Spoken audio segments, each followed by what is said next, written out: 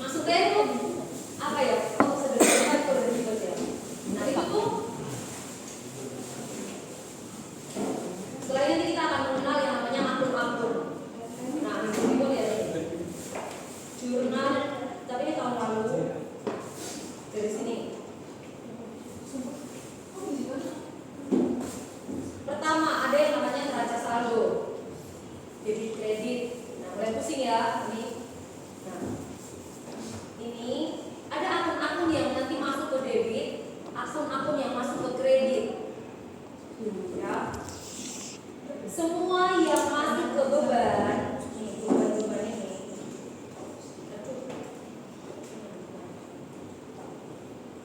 Semua yang masuk ke beban itu tuh kadang tergantung dia buat apa.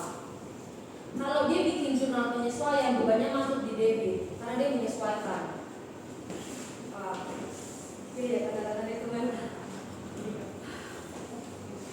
Soal itu beda sama kita belajar satu dibanding saya langsung hari ini langsung selesaikan semuanya. Itu kayak susah guys. Karena bingung kata-katanya. Nah udah langsung sini aja laporan keuangan aja. Nah tapi contoh buku besarnya yang tadi. Nah ini. Tapi ini baru sebagian. Ya. Nah dari sini dulu satu-satu. Laporan laba rugi. Ini yang akan kalian temukan di soal. Seperti yang bos bilang, namanya laba rugi. Mau lihat kalian untung atau enggak?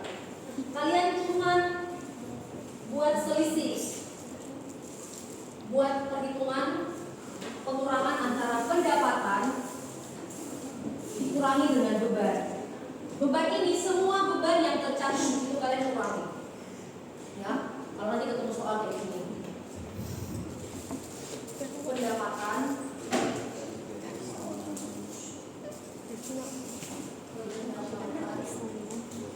kurangi beban.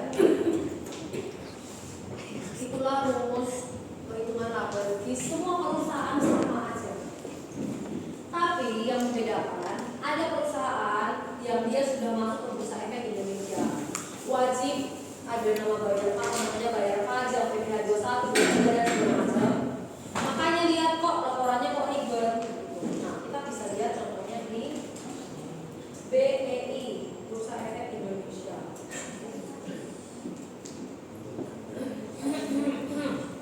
IDX juga kan. Nah, masalah pernah menunjukkan nggak ya kalau cara melihat laporan keuangan. Jadi kita lihat laporan keuangan perusahaan yang besar ya guys. Pernah ya? Pernah tunjukin kan? Jadi kalian lihat IDX.co.id, terus kalian buka perusahaan tercatat, terus pilih laporan keuangan dan tahunan. Itu ada triwulan. Kosana pernah jelasin terkait triwulan kan? Oke, perusahaan jelasin. Ini triwulan 1, 2, 3 dan tahunan. Kita pilih 2024 karena 2025 belum tercatat untuk 1 tahun karena belum Desember ya. Nah ini 2024. Biasanya ada saham, ada obligasi. Pilih yang saham, pilih yang tahunan, terus kita terapkan.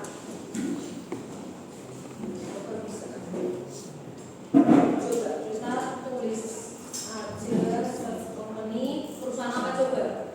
Kira-kira KAI ada enggak? KAI ada. PT Kereta Api Indonesia.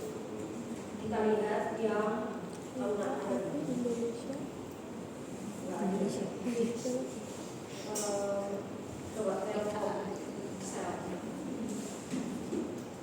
Kita langsung lihat laporan keuangannya aja. Coba yang kedua satu. Buat laporan keuangan. Ada. Nah nih.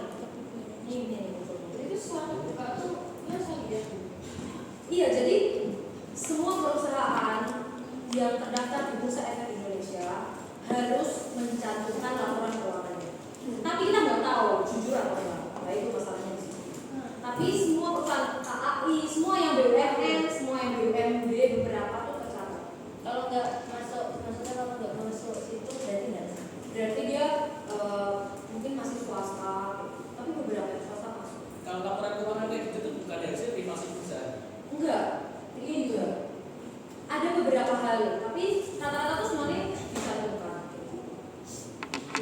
karena misal kalian sekolah akuntan, kalian mau penelitian, kalian tidak mungkin datang perusahaan satu minta laporan itu. Jadi itu mereka cantumkan di sini. Jadi kamu bisa langsung biar berapa? Biasa perusahaan itu kayak di kampus itu misal harus mengidentifikasi 1000 perusahaan. Nanti dikurangi. Oh ini ada mencantumkan apa? Ini nggak ada modalnya apa? Biasanya tuh ada menghitung rasio. Ini ROI-nya nggak ada. Pernah dengar ROI? Return ROI. Saya nggak ahli di sini kuliah. Semua lah. Lah itu perusahaan ini nggak ada. Ya kita skip. Nah, laporan tuh terbuka guys. Kalau misal annual report itu harus keuangan harus naik di situ Pak ya. Benar. Nanti kalau mau jadi perusahaan besar harus didaftarin itu kan? Perusahaanku nanti terdaftar di situ. Oh ini profil perusahaan besar.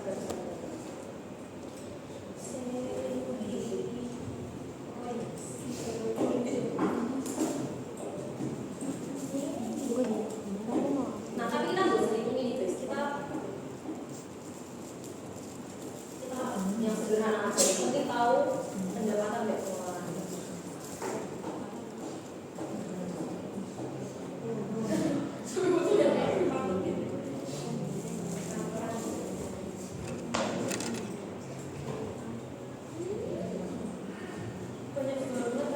Mirip sama Valen nggak? Nggak mirip sama. Mirip banget. Ya wes kita lucu. Tuh, katamu lucu gak? Lucu apa? Kamu bilang Karena nggak sendiri. Ya bukan. Kamu udah bilang kamu udah.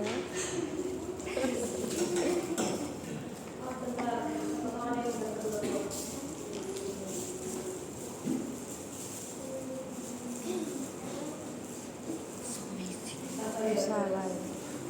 Oke.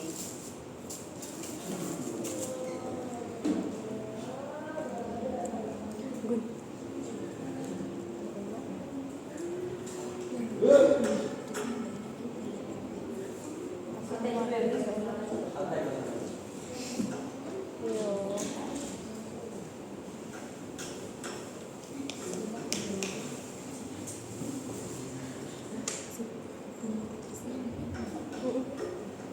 Ini di dekat rumahku. Kamu kapan-kapan nggak mau ke rumahku? Enak aja. Ayo dong. Harganya sama.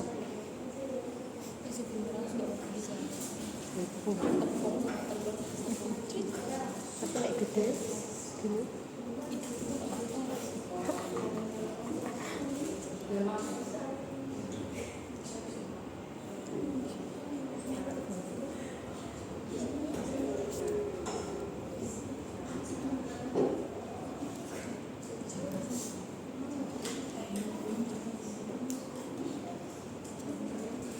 Oh ya. Ini kadang suka agak nggak bisa denger gitu loh, kayak agak bedek-bedek. Kadang ya.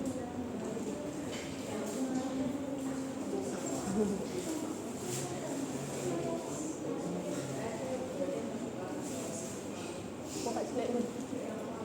Belum Gun. Kamu makan tuh. Mau kasih snack ya? Belum. Nah ini dia guys.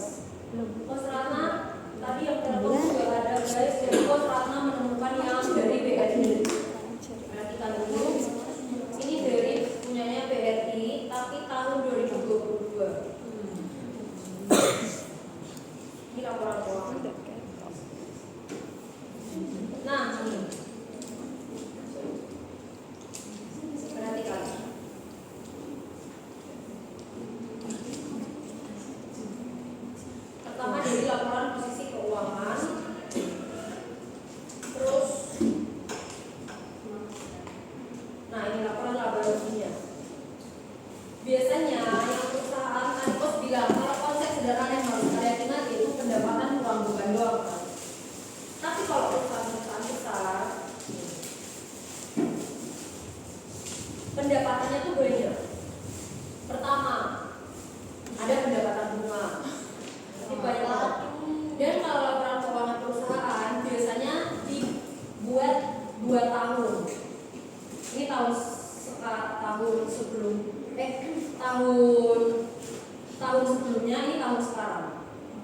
kalau sekarang di sini, kalau sebelumnya. Buat apa? Buat perbandingan rugi atau untung.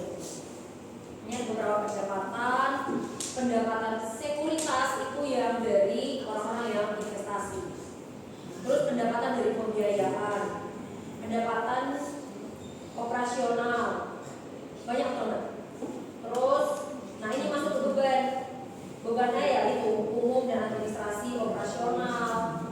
Setelah itu dikurangi. Ini kalau ada dalam kurung gini berarti dikurangi. Ini di minus gitu, dibuat minus. Nah, pendapatannya, kita lihat pendapatan banyak banget. Terus mana ya yang wajar tadi? Kadang tuh kayak nggak komplit itu karena memang ini tuh privasi, tapi wajib dicantumin gitu. Nah, dari sekian banyak yang ini yang kalian lihat ini sampai ke labanya ada peningkatan, tapi ini biasanya dalam dolar. Nah ini tahun sebelumnya sebesar 0,84, tapi setelah tahun berjalan sebesar segini. Laba rugi per saham dirugikan dari operasional yang dilanjutkan. Ini labanya sangat amat banyak. Tapi besok di soal, nah kayak gini, sederhana kayak gini. Jadi pendapatannya berapa? Kalian kurangin aja sama bebannya ada. Nah itu hasilnya. Terus lanjut lagi.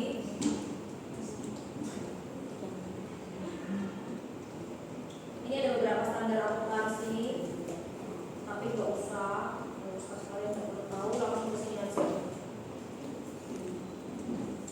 Nah, ini. Ingat kalau di setiap perusahaan atau UMKM sekecil pun harus ada yang namanya pencatatan, ya kan? Kalian kalau jual jasa kalian pasti punya catatan kan? Catatan itu, nah yang tadi aku sudah jelasin, ada beberapa model. Kalau misal kalian beli dapat nota kan, ya kan? Pasti dapat nota kalau di Alfamart gitu. Itu tujuannya buat pencatatannya mereka. Nah, selain nota ada juga nih, kwitansi. Pernah dengar? Oh ini ada yang foto, nah ini untuk saya post di ruang ini.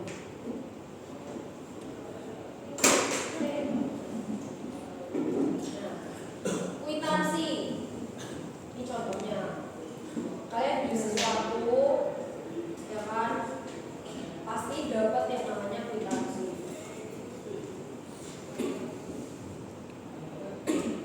Pasti sekarang kalian yang minta kwitansi itu dari pihak mananya? Dari orang yang dapat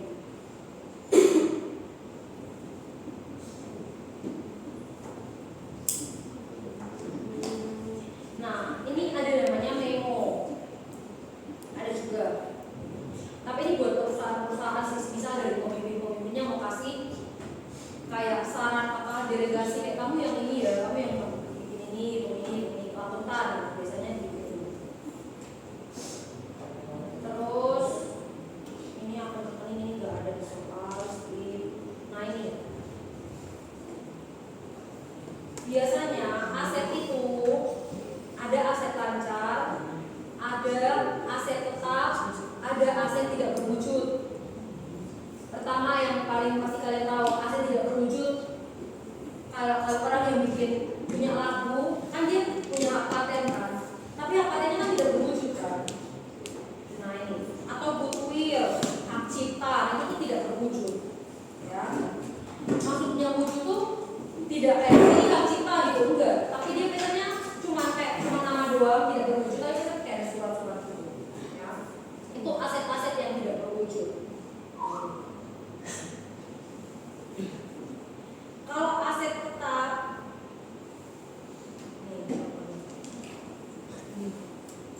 aset dia berwujud, tapi dia dipakai untuk operasional perusahaan, dan pastinya dia punya manfaat, tapi dalam beberapa masa waktu gitu.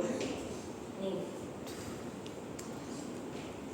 contohnya tanah kan berwujud kan, dan dia juga aset tetap. Terus bangunan, mesin, peralatan, kendaraan, nah itu masuk ke aset yang tetap. Terus aset lancar, investasi jangka panjangnya biasanya tidak terlalu masuk. Nanti di bagian-bagian dari laporan keuangan, jadi kalian tidak perlu hafal keuangan. Aset lancar, aset yang mudah dicairkan untuk habis dipakai dalam satu periode operasi. Nah ini kas, piutang. Kas itu ya kasmu. Kalau piutang itu orang beli ke kamu tapi dia belum bayar. Misal, Coach Ratna beli spidol dari Gilbert. Coach Ratna beli spidol nih, kapal menghapus dari Gilbert. Ya, tapi Coach Ratna belum bayar. Coach Ratna kredit. Otomatis Coach Ratna hutang nggak? Masih ada hutang kan? Makanya karena di laporan keuangan sebutnya hutang atau utang. Karena Coach Ratna beli tapi belum bayar.